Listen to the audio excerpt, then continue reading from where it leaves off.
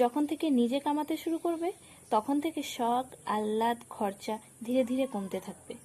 কিন্তু যখন বাবা কামাতো তখন তো মাঝে মাঝে আমার হাওয়াই জাহাজও কিনতে ইচ্ছে করতো।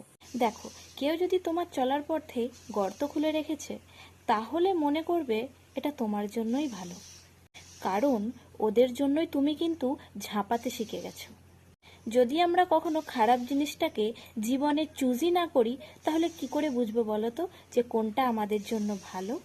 কারো মনে ভয় যে ভগবান সব দেখছে, আবার কারো মনে বিশ্বাস যে ভগবান সব দেখছে।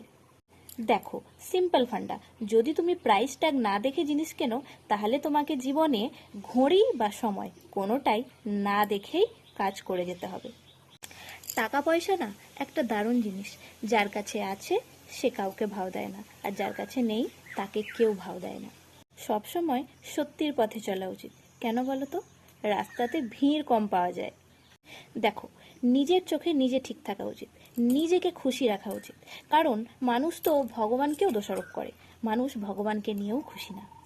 কেউ একজন খুব ভালো কথা বলেছিল জানো তো, যে যখন আমরা প্রিয় মানুষগুলোর জন্য সময় বের করতে পারি না তখন সময় আমাদের লাইফ থেকেই প্রিয় মানুষগুলোকে বের করে দেয়। একটা দারুণ কথা, যতটা তুমি দেখাও ততটা তোমার কাছে থাকা উচিত, আর যতটা তুমি জানো তার থেকে কম তোমার মুখ খোলা উচিত।